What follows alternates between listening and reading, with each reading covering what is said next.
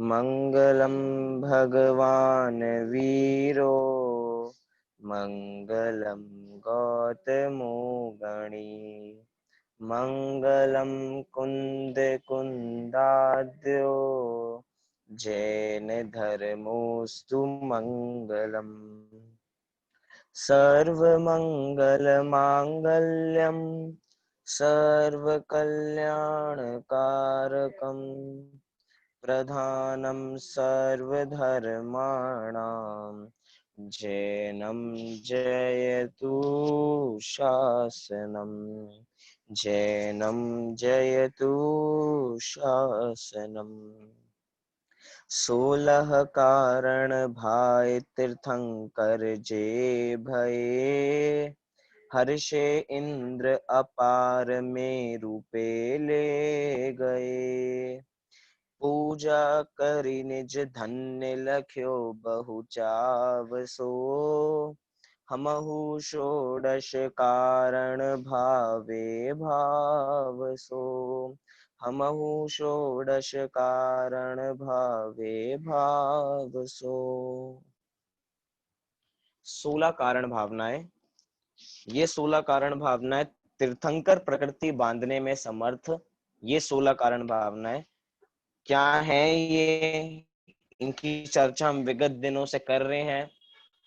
लक्ष्य हमारा तीर्थंकर प्रकृति नहीं है, लेकिन इन भावनाओं का अर्थ समझना है और तीर्थंकर पद की प्राप्ति हो या ना हो, लेकिन सम्यक दर्शन तो होना ही चाहिए। क्योंकि कल भी हमने कहा था कि जैन दर्शन में सम्यक दर्शन से नीचे तो बात करते ही नहीं है, कि जब सम्यक दर्शन होगा तो हम तुमसे कुछ आगे बात करेंगे। इसलिए मस्ट क्या हो गया, सम्यक दर्शन। जितनी भावना में सबसे पहली दर्शन तो काम नहीं हो पाएगा, होना ही चाहिए। फिर विनय संपन्नता, फिर शील व्रतेषु अनतिचार बताया, फिर अभीक्षण ज्ञानोपयोग, अभीक्षण संवेग भावना, शक्तितः त्याग भावना, शक्तितः तप भावना, फिर साधु समाधि, वैयावृत्ति, अर्हत भक्ति। इस प्रकार की अभी तक हमने 10 भक्तियां, 10 भक्ति भावना के संदर्भ में हम चर्चा कर चुके हैं। आज भी हमें भक्ति करनी है, केली करनी है, गुणों में केली करनी। किसके गुणों में केली करनी है?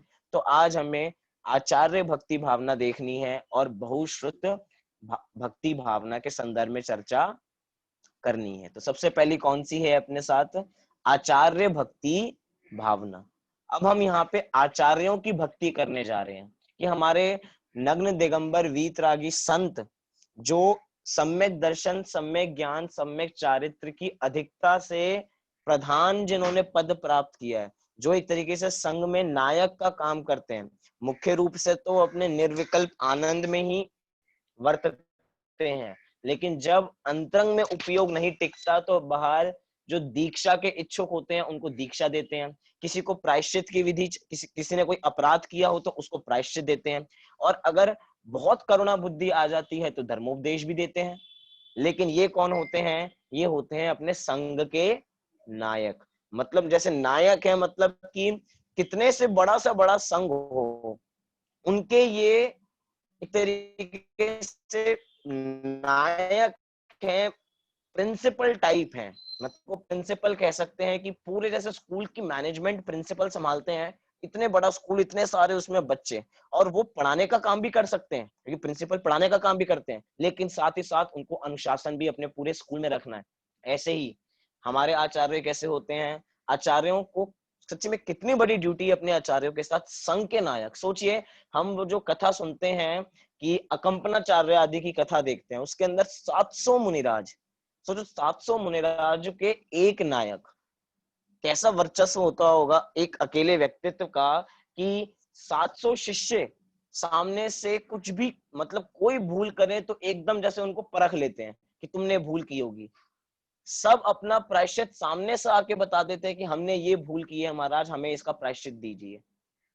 700, इतना बड़ा संघ, मतलब कितनी बड़ी व्यवस्था है। मतलब एक आचार्य नायक होने के नाते उनको कितना काम है कि अगर हम कहीं पे विहार कर रहे हैं, तो क्या उस जगह पूरे संघ को व्यवस्था मिल पाएगी? हम वहां पे जा तो रहे हैं, लेकिन चातुर्मास जहाँ पे हम रुकने वाले हैं, क्या वहां पे जैन समुदाय है? क्या वहां पे आहार की विधि हमें मिल पाएगी? क्या कोई जैनियों का घर है? कभी ऐसा तो नहीं कि इस जगह में चले जाएंगे और बहुत हिंसा वाला एरिया होगा, बाहर में अंतरंग में करुणा, मतलब बार बार करुणा भाव जाग सकता है। मतलब कितनी व्यवस्था, हम उधर जा रहे हैं तो उधर का मौसम कैसा होगा? कभी ऐसा तो नहीं कि वहां पे बारिश आ रही होगी तो हम तो विहार ही नहीं कर पाएंगे। क्योंकि एक एक मुनिराज के बारे में नहीं सोचना, 700 मुनिराजों के बारे में सोचना है। और 700 तो मैं उदाहरण स्वरूप कह रहा हूँ, वो भी अकंपनाचार्य।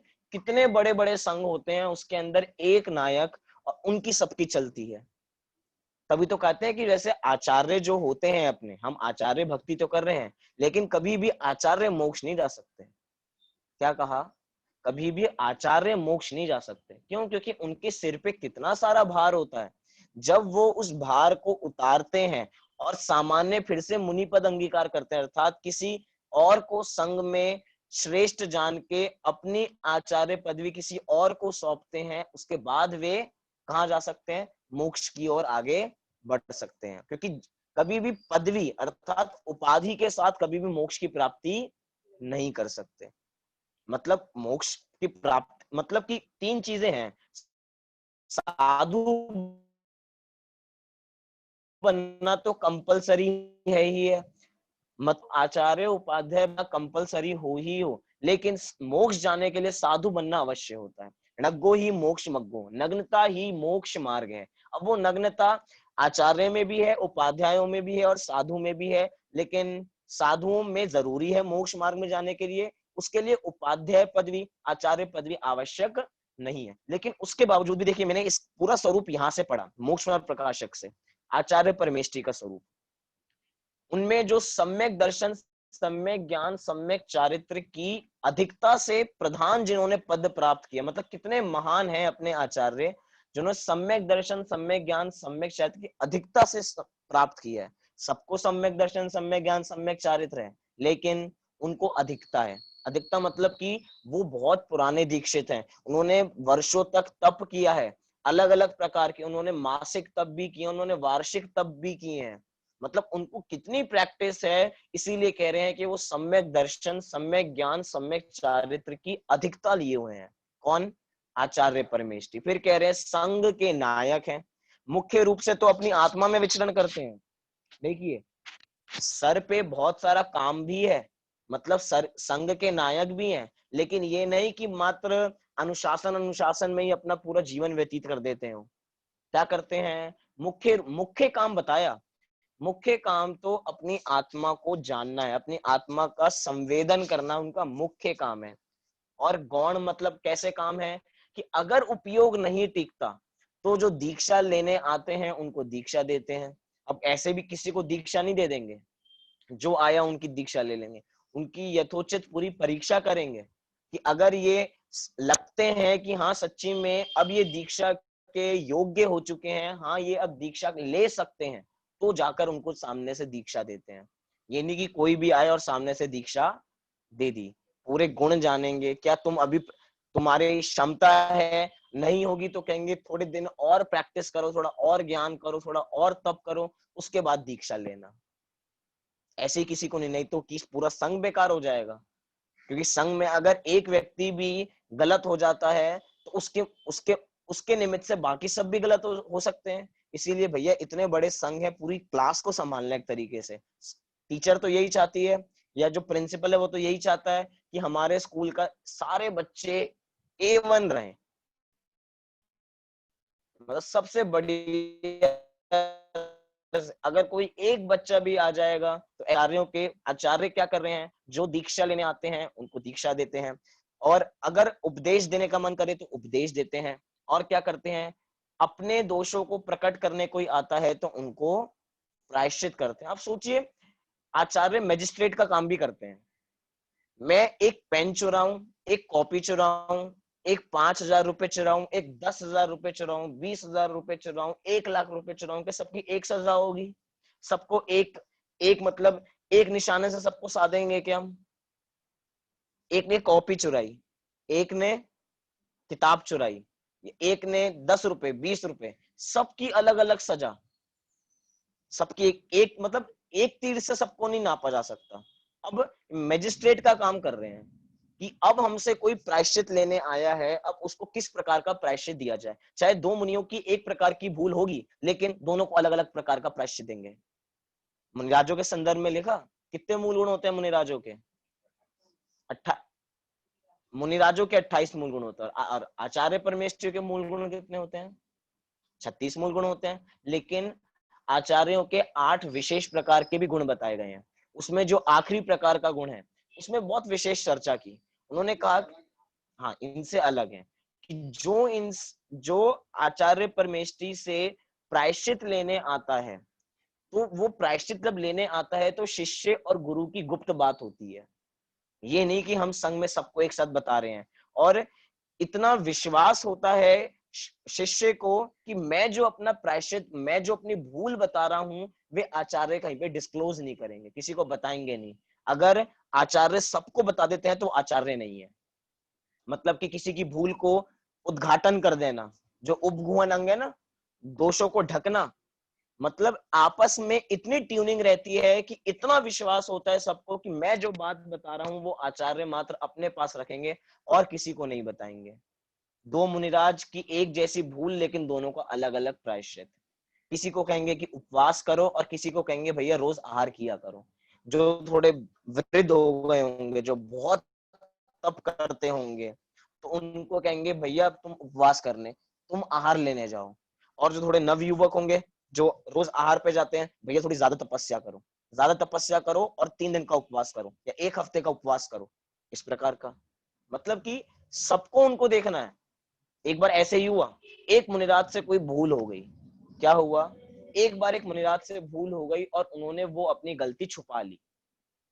उन्होंने अपने दोष आचार्य के सामने प्रकट नहीं किए, नहीं बताए उन्होंने। क्या हुआ फिर? आचार्य के सामने अपने दोष नहीं बताए। सब लोगों को लगा कि नहीं बताए भैया। तो एक बार ऐसा कुछ घटा कि आचार्यों को पता लग गया कि इन्होंने मेरे से कुछ छुपाया है। उन्होंने बुलाया कि तुमने मेरे से क्या छुपाया था। तो उन्होंने अपनी पूरी गलती बताई कि मैंने ये छुपाया था, मैं आपको बताना नहीं चाहता था। तो उनको लगा कि भैया इसका प्रायश्चित तो होना ही चाहिए। तो आखिरी में कहा कि महाराज आप मुझे प्रायश्चित दीजिए, इस भूल की जो मैंने की है उसका प्रायश्चित दीजिए। तो आचार्य क्या कहते हैं? भैया मैं इसका प्रायश्चित नहीं कर सकता, तुम्हें दूसरे संघ में जाना पड़ेगा। दूसरे संघ के जो आचार्य है ना, उनके पास जाओ, वो तुम्हें इस चीज का प्रायश्चित देंगे।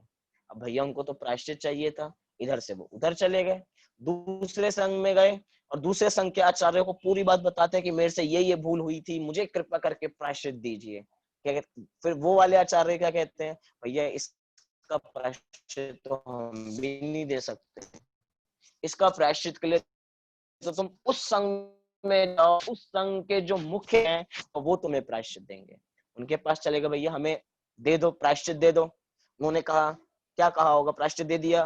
उन्होंने कहा भैया हम भी इसका प्रायश्चित नहीं दे सकते, तुम उस संघ में जाओ, उस संघ के आचार्य के सामने अपना दोष प्रकट करो और उसके बाद तुम्हें प्रायश्चित मिलेगा। ऐसे करते करते 7-8 संघ में वो घूमे और आखिरी में जिनके पास गए उन्होंने कहा कि तुम अपने दीक्षाचार्य के पास जाओ, जो तुम्हारे मुख्य आचार्य जिन्होंने तुम्हें भेजा है वही तुम्हें प्रायश्चित देंगे। वे जाते हैं कि महाराज मुझे बताइए कि मेरी क्या भूल हुई है कि आपने मुझे बहुत जगह घुमाया, लेकिन आप आचार्य हैं, आप तो हमारे सिर पर है, क्योंकि आपकी आज्ञा को हम टाल तो सकते ही नहीं है। आप बताइए प्रायश्चित क्या है, कृपा करके प्रायश्चित दे दीजिए। उन्होंने कहा तुम्हारा प्रायश्चित हो गया। क्या कहा उन्होंने? प्रायश्चित हो गया। महाराज प्रायश्चित तो दीजिए, अभी तो कुछ हमने भूल का दोष किया तो उसका प्रायश्चित तो दीजिए। उनका तुम्हारा प्रायश्चित हो गया। लेकिन क्या हुआ प्रायश्चित? शिष्य ने पूछा क्या हुआ? अभी तक जो तुम दोष छुपाते थे ना, अभी वही दोष तुमने अपने मुख से अलग अलग संघ में जाके बताए, अब तुम कभी अपने दोष नहीं छुपाओगे। अभी तक तुम अपने दोष छुपाते थे, तुमने बताया नहीं था मुझे, लेकिन अब तुमने अपने ही मुख से अलग अलग संघ में सबको जाके बताया। अब तुम्हारा डर खुल गया है, अब तुम अपने दोष आराम से प्रकट कर सकते हो और मुझे आके बताना, मैं तुम्हें प्रायश्चित दूंगा। लेकिन अभी के लिए तुम्हारा प्रायश्चित हो गया है। इस प्रकार का प्रायश्चित था। मतलब सबको अलग अलग तरीके से प्रायश्चित देते हैं आचार्य परमेष्टि, क्योंकि हम आचार्यों की भक्ति कर रहे हैं। हम कोई यहाँ पे मात्र नृत्य करने के लिए, वो सब बात हम कल कर चुके हैं। दंड भी कह सकते हैं प्रायश्चित को, दंड स्वरूप भी ले सकते हैं इसको। लेकिन दंड व्यवस्था एक अलग है, एक प्रायश्चित व्यवस्था एक अलग है। इसको एक रूप में भी हम देख सकते हैं। मतलब कि कितना बड़ा काम होता है आचार्य परमेष्ठी के पास। कितने मूल गुण बताए उनके मूल में? 36 मूल गुण। कौन कौन से होते हैं 36 मूल गुण में से? 12 तप, 10 धर्म, आप कितने हो गए? 12 तप, 10 धर्म, 6 आवश्यक, 5 आचार और 3 गुप्ती। वास्तव में 5 आचारों का पालन करते हैं तो वो आचार्य बन पाते हैं, आचरण करते हैं ना उनका। कौन से 5 आचार? एक नींबू का अचार बनाते होंगे, एक मिर्च का अचार बनाते होंगे, ऐसी 5 आचार अपने पास रखते होंगे। कौन से 5 आचार हैं वो, जिसके माध्यम से वो आचार्य कहला रहे हैं? 5 आचार: दर्शनाचार, ज्ञानाचार, चारित्राचार, तपाचार, विनयाचार। ये कितने प्रकार के आचार हैं? ये 5 प्रकार के आचार हैं जिनका आचरण करते हैं। टोडरमल जी ने लिखा, ऐसे आचरण अचराने वाले, मतलब विशेष शब्दावली का प्रयोग किया एक के लिए, अरिहंतों के लिए अलग, सिद्धों के लिए अलग, आचार्यों के लिए दिया जो इस आचरण को अचराते हैं, अर्थात अपने जीवन में उतारते हैं उसको। जैसे गाय अचराती है, ऐसे अचरा रहे हैं अपने जीवन में एक तरीके से। तो ऐसे आचरण अचराने वाले आचार्यों को नमस्कार हो। अब बताओ, आजकल हम बहुत सारे आचार्यों तो देखते हैं आज करूं, लेकिन कोई किसी आचार्यों को मानते हैं, कोई किसी आचार्यों को मानते हैं। आपको पता है, हम तो सभी आचार्यों को मानते हैं। सभी आचार्यों को मानते ही नहीं, नमस्कार करते हैं सबको। सबको नमस्कार करते हैं। कैसे नमस्कार करते हो सबको? नमोकार मंत्र बोलो एक बार। नमो अरिहंताड़म, नमो सिद्धाणम, नमो आयरियाणम और नमो लोए सव्व आयरियाणम। लोक के सभी आचार्यों को नमस्कार हो, जो संघ के नायक हैं। भैया हम मानते ही नहीं, सबको नमस्कार भी करते हैं रोज। हम तो साधुओं को भी मानते हैं, हम तो साधुओं को भी नमस्कार करते हैं। और कितने साधुओं को? जितने साधु हैं सबको। कभी कभार इसका अर्थ उल्टे ले जाते हैं लोग कि भैया जैन दर्शन बहुत उदारवादी दर्शन है, वो तो सभी साधुओं को नमस्कार करता है। जितने जगत में साधु हैं सबको, जितने जगत में साधु हैं ऐसी बात नहीं, जितने जगत में दिगंबर नग्न दिगंबर वीतरागी संत हैं उनको नमस्कार करते हैं।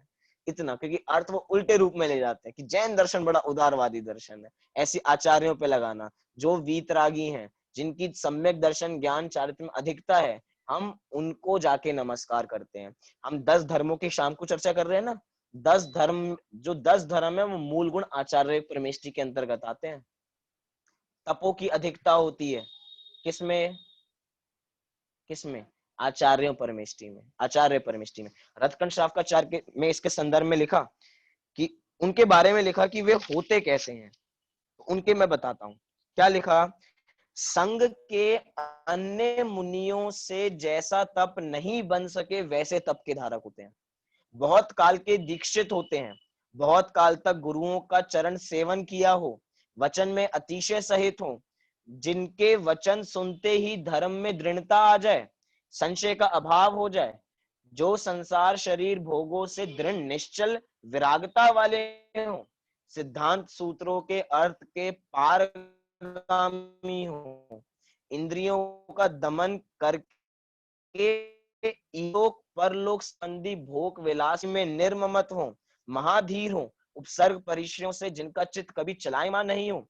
यदि आचार्य ही विचलित हो जाएं तो सकल संग भ्रष्ट हो जाएगा, धर्म का लोप हो जाएगा। सोचिए आचार्यों को कितनी अधिकता होती है। अगर आचार्य दूसरों को आचार्य पदवी देते हैं और खुद उससे हटते हैं तो सोचो उसमें भी कितनी परीक्षा करते होंगे अपने संग में योग्य इन इन बातों में। तो नहीं कि ये खुद ही थोड़े ढीले, मतलब ढीले से मतलब कि इतने तप का उनको अभ्यास नहीं है और कभी यही कम पड़ जाएंगे तो इनके माध्यम से दूसरों कैसे ले पाएंगे। मतलब आचार्य ऐसे होते हैं कि उनके माध्यम से अन्य लोग आकर्षित होते हैं और कहते हैं कि हम भी ऐसा आचरण पालेंगे। तभी तो पंचाचार को वो लोग पालते हैं।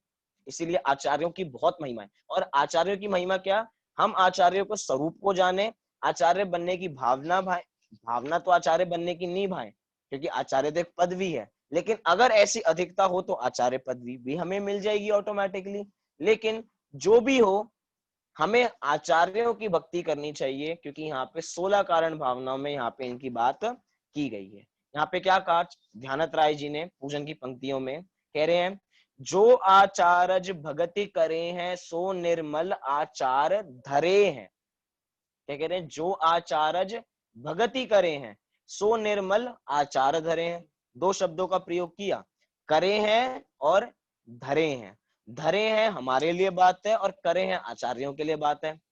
जो आचारज भगति करे हैं, भगति कौन कर रहे हैं? आचार्यों की भक्ति तो खुद अपनी तो करते ही हैं, और सो निर्मल आचार धरे हैं, हम निर्मल आचरण धरने की भावना भाते हैं, क्योंकि हम यहाँ पे भावना भा रहे हैं।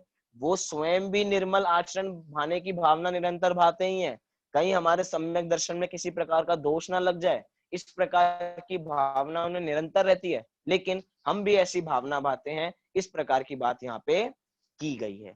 तो ये कौन सी अपनी भावना हुई? आचार्य भक्ति भावना। अब इस भावना में, इस भक्ति में कितना नृत्य हुआ, कितना संगीत बजाए गए, कुछ हुआ, लेकिन हमारी पूरी भक्ति हो गई। हम 1 घंटा मंदिर में जाके इतना करेंगे, उससे ज्यादा हमने 15 मिनट में यहाँ पे इतनी भक्ति कर ली, 20 मिनट में इतनी भक्ति कर ली, लेकिन ऐसा लग रहा है कि रस नहीं आ रहा। आज तो बड़ा थोड़े उदाहरण नहीं आ रहे, कुछ हो ही नहीं रहा, फीका फीका सा लग रहा है। भैया सिद्धांत की जब चर्चा करते हैं, भक्तियों की बात करते हैं, तो ऐसा ही होता है। उदाहरण तो समझाने के लिए दिए जाते हैं। अभी तो हम तो सब समझे हुए हैं, इसलिए उदाहरण देने का कोई प्रयोजन नहीं है। इसीलिए हम आचार्यों की निरंतर भक्ति करें। चलिए अगली भक्ति की ओर आगे बढ़ते हैं। कौन सी भक्ति आ गई? बहुश्रुत भक्ति भावना। कौन सी भक्ति है? बहुश्रुत भक्ति भावना। क्या होती है बहुश्रुत भक्ति भावना? बहु माने बहुत, श्रुत माने शास्त्र, जिनवाणी, तो बहुत सारे शास्त्रों की भक्ति करना ये बहुश्रुत भक्ति है। ऐसा ही अर्थ होगा इसका? ऐसा ही अर्थ है क्या? नहीं, इसका ऐसा अर्थ नहीं है। शब्दों से लग रहा है कि श्रुत माने जिनवाणी, और जिनवाणी बहुत सारी, और बहुत सारी जिनवाणी की भक्ति करना ये बहुश्रुत भक्ति हो जाएगी। नहीं, अभी आगे प्रवचन भक्ति एक अलग आने वाली है, प्रवचन भावना एक अलग आने वाली है, उसमें हम शास्त्रों की भक्ति करेंगे। अभी यहाँ पे किसकी भक्ति करेंगे? अभी यहाँ पे हम विशेष रूप से उपाध्याय परमेष्टि की भक्ति करेंगे। किसकी भक्ति करेंगे? ध्यान इधर दीजिए सब एक बार। किसकी भक्ति करेंगे? बहुश्रुत में उपाध्याय परमेष्टि की भक्ति करेंगे, क्योंकि वे ही बहुश्रुत के ज्ञाता होते हैं। सबसे ज्यादा ज्ञान उनको ही होता है। कितने मूल गुण होते हैं उपाध्याय परमेष्टि के? 25 मूल गुण। और 25 मूल गुणों में से कौन कौन से हैं वो 25 मूल गुण? 11 अंग और 14 पूर्व। मतलब 11 अंग 14 पूर्व, पूरे द्वादशांग के पाठी। एक तरीके से इतना सारा ज्ञान किसको होता है? उपाध्याय परमेष्टि को होता है। अच्छा, उनको 25 मूल गुण होते हैं तो 11 अंग 14 पूर्व का ज्ञान होता है, लेकिन आज तो ऐसे कोई बचे ही नहीं है। आज तो हम जितने भी चले जाएं, वर्तमान में भी देखें तो हमें बहुत सारे आचार्य दिख जाएंगे, हमें बहुत सारे मुनिराज दिख जाएंगे, बहुत सारे साधु दिख जाएंगे, लेकिन उपाध्याय कभी सुने हैं आपने? सुने तो होंगे, देखे भी होंगे, लेकिन कितने देखे हैं? देखे? बहुत कम, बहुत कम। और अगर बात करूं तो 25 अंग मतलब 25 मूल गुण जिनके थे, वो आखिरी तो अपने भद्रबाहु जी थे, क्योंकि उसके बाद तो कोई पूरे ज्ञाता हुए ही नहीं द्वादश अंग के। और आगे बात करें तो धरसेन आचार्य को भी बहुत कम ज्ञान था, 1 अंग के बराबर ज्ञान था। कुंद कुंद आचार्य को तो 1 अंग में से भी किसी एक पूर्व का ज्ञान था। कितना कम ज्ञान था। और हम यहाँ पे कह रहे हैं द्वादशांग के ज्ञानी होते हैं उपाध्याय परमेष्टि, तो वर्तमान में कैसे संभव है? फिर तो हो ही नहीं सकते उपाध्याय। लेकिन ऐसा नहीं है। उपाध्याय परमेष्टि की ये विशेषता होती है कि काल के हिसाब से अब वो चीजें भी नहीं है अपने पास, ग्रंथ भी नहीं है अपने पास इतने, लेकिन सब चीजों का बराबर ज्ञान होना। मतलब कि अगर ज्योतिष है तो ज्योतिष का ज्ञान होना, जैन ज्योग्राफी है तो उसके बारे में ज्ञान होना, जितनी चीजें, भूगोल का ज्ञान होना, ज्योग्राफी हो गई अपनी, मैथमेटिक्स का पूरा ज्ञान होना, करना नियोग का पूरा बराबर ज्ञान होना, द्रव्य नियोग का ज्ञान होना, औषधि का ज्ञान होना, आयुर्वेद का ज्ञान होना, मतलब सब प्रकार का उन्हें बराबर ज्ञान होना। मतलब कि सारभूत बातें उनको, हर वस्तु अधिकार की पता हो या पूरे द्वादशांग की पूरा उनको सार पता हो, तो वे उपाध्याय परमेष्टि बन जाते हैं। कौन बनाता है उपाध्याय परमेष्ठी को? उपाध्याय परमेष्ठी आचार्य परमेष्ठी बनाते हैं। जो आचार्य होते हैं वे अपने संघ में जिसको सबसे ज्यादा इंटेलिजेंट जानते हैं कि हाँ यही सबसे ज्यादा इंटेलिजेंट है, क्योंकि जरूरी नहीं है आचार्य ही सबसे ज्यादा इंटेलिजेंट हो, क्योंकि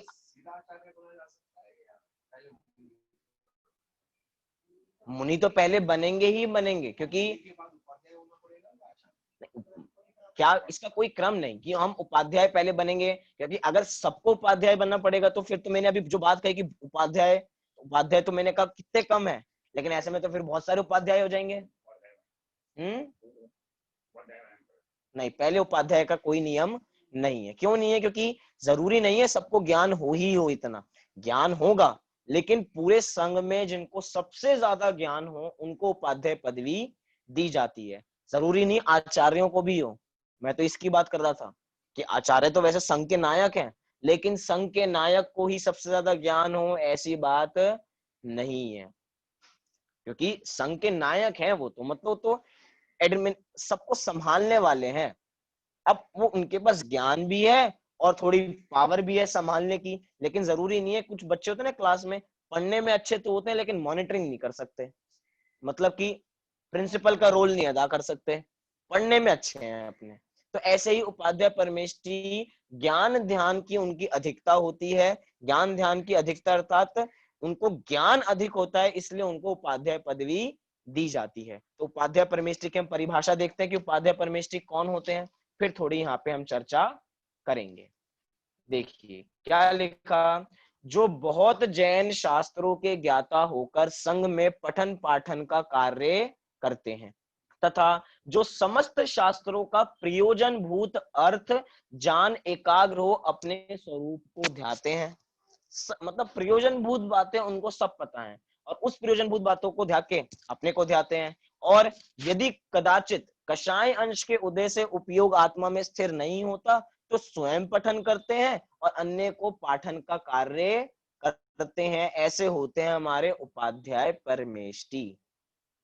आपको उपाध्याय परमेष्ठी का आपने आचार्यों के चित्र देखे होंगे, साधुओं के चित्र देखे होंगे, लेकिन उपाध्याय के कभी चित्र देखे? अगर आपके पास द्रव्य संग्रह ग्रंथ हो, बड़े वाला द्रव्य वृहद द्रव्य संग्रह ग्रंथ, तो वहां पे उपाध्याय परमेष्ठी का चित्र बन रहा है, इस प्रकार का उनका चित्र होता है। वे सामान्य रूप से ऐसे भी नहीं बैठते, मतलब उनका चित्र में बता रहा हूं चित्र कैसा होता है। एक पैर नीचे होता है, एक पैर मुड़ा हुआ होता है, बात करके वो बैठे होते हैं। इष्टि का आकार बताया उधर, मतलब उपाध्याय परमेष्ठी 11 अंग 14 पूर्व के पाठी अपने उपाध्याय परमेष्ठी। कौन से होते हैं वो 11 अंग 14 पूर्व? हमें तो नाम भी ढंग से याद नहीं है, याद है किसी को?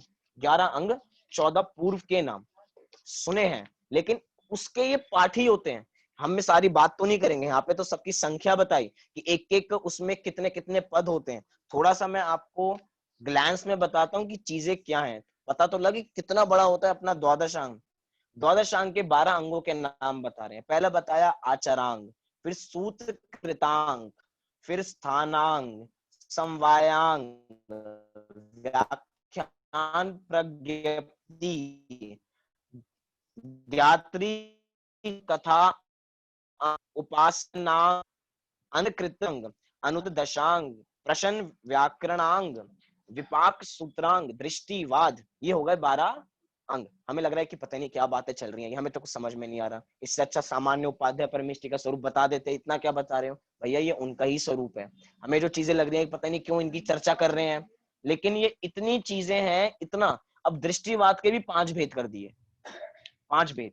परिक्रम, सूत्र, प्रथमानियोग, पूर्व, चूलिका, फिर परिक्रम के 5 भेद कर दिए, फिर सूत्र का भेद बताया, प्रथमानियोग बताया, पूर्व के 14 भेद बताए, चूलिका के 5 भेद बताए, फिर 14 प्रकीर्णक बताए। एक वो होता है ना अपना शुद्ध स्कंद का एक आकार, एक पेड़ सा आकार होता है, उसमें इतनी ऐसी अलग अलग जारी होती हैं, शाखाएं जारी होती हैं, संख्याएं लिखी होती हैं वहां पे, ये होता है अपना शुद्ध स्कंद। उसके अंदर पूरा वर्णन होता है कि एक एक के संदर्भ में उसमें कितने कितने पद हैं, कितने कितने पद हैं। मैं यहाँ पे प्रयोजन भूत बात करता हूँ, हम यहाँ पे इसको क्यों पढ़ रहे हैं? अपना जो प्रयोजन भूत बातें आती हैं, 7 तत्व की बात आती है, 6 द्रव्यों की बात आती है, वो कहाँ आती है? वो आती है अपने 14 पूर्व में, अगायनीय पूर्व में। कम से कम इतना तो हमें ज्ञान हो कि हम 7 तत्व पढ़ते हैं तो वो कहाँ से निकले हैं।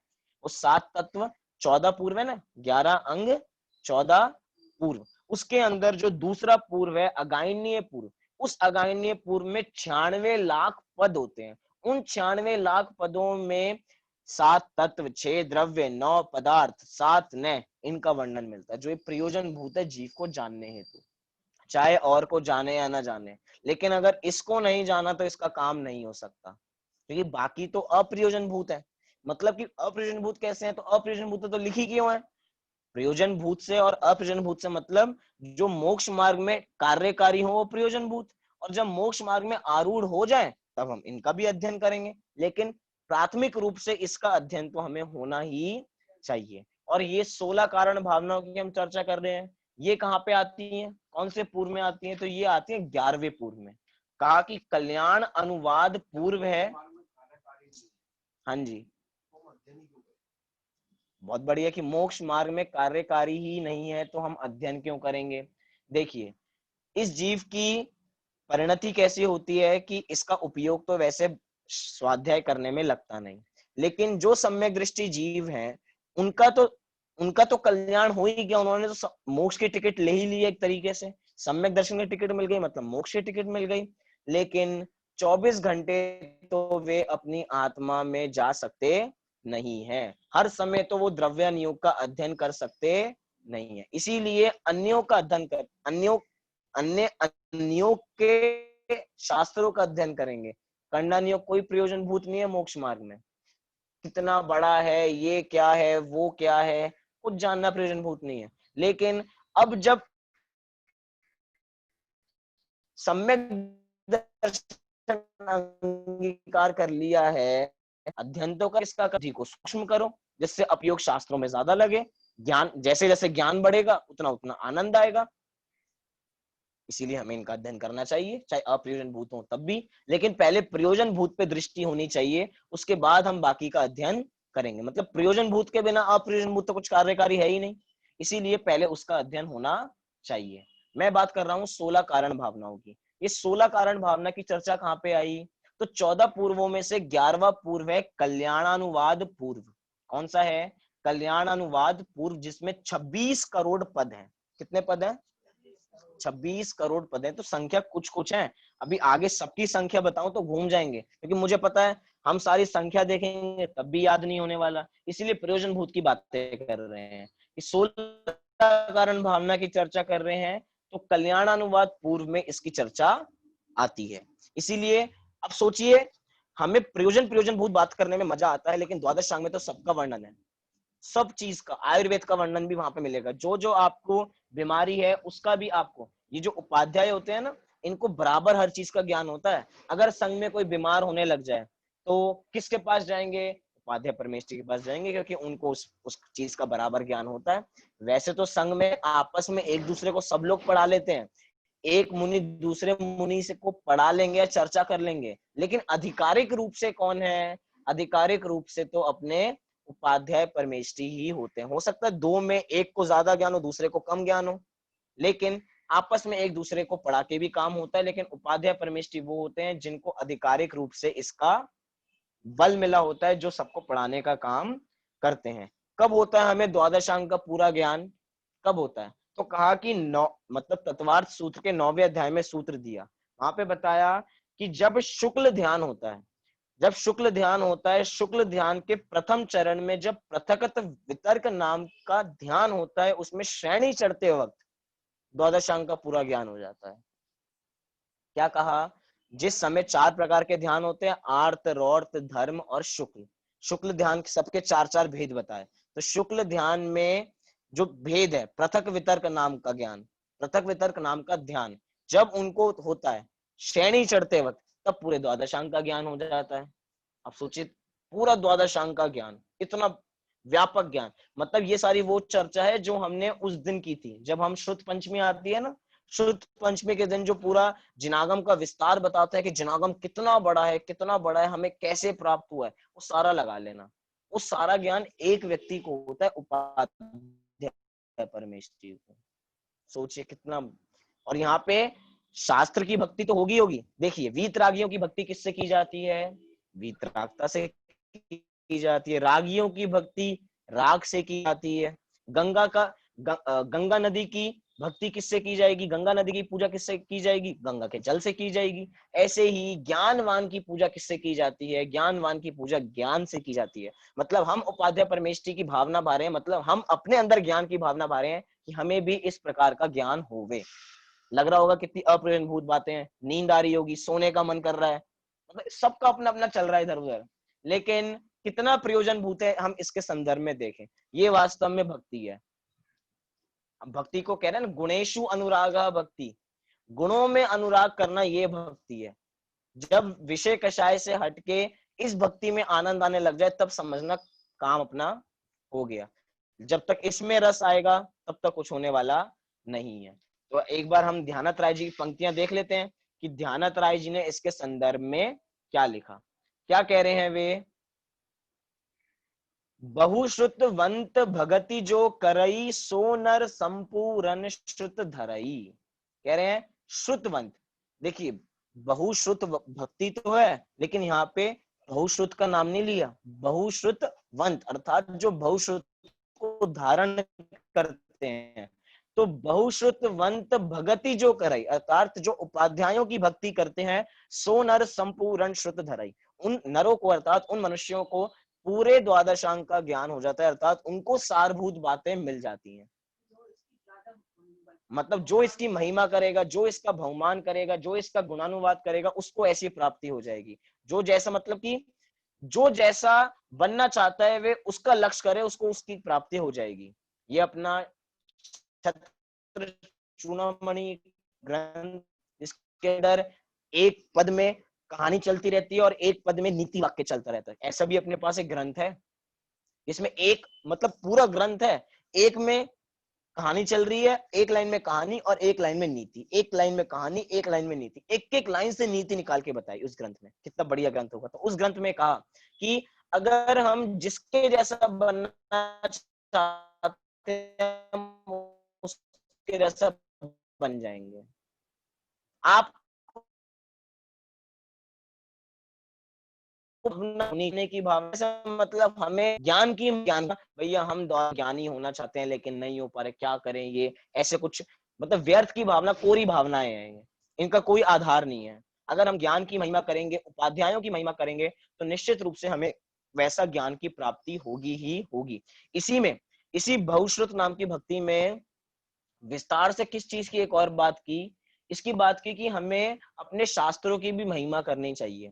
मतलब शास्त्रों की छपाई करानी चाहिए, जो छापते हैं उनकी अनुमोदना करनी चाहिए। ये भी बहुश्रुत नाम की भक्ति है। कुछ लोग कहने लगे इतने सारे शास्त्र हो रहे हैं, सब ऐसे ही रखे हैं, क्यों छापना, इतने सारे छाप लेते हैं। भैया इतने सारे छापते हैं तो कुछ के घर में जा पाते हैं, और कुछ के घर में जा पाते हैं तो वो अपना कल्याण कर पाते हैं। मतलब इसकी अनुमोदना करना, ये कहा है ग्रंथ जो होता है, तो ग्रंथ पे बहुमूल्य वस्त्र डोरियों के माध्यम से रखा हो तो उसकी महिमा करनी ही बहुश्रुत नाम की भक्ति है। मतलब कि जो ग्रंथ है उसको बहुमूल्य वस्त्र से लपेट के रखना, उसकी महिमा करना, उसको अपने मन में स्थापित करना, यही बहुश्रुत नाम की भक्ति है। बताओ अभी तो स्वाध्याय नहीं किया, मात्र उसको बहुमूल्य वस्त्रों से लपेटा है अभी तो जिनवाणी को। कितनी महिमा है।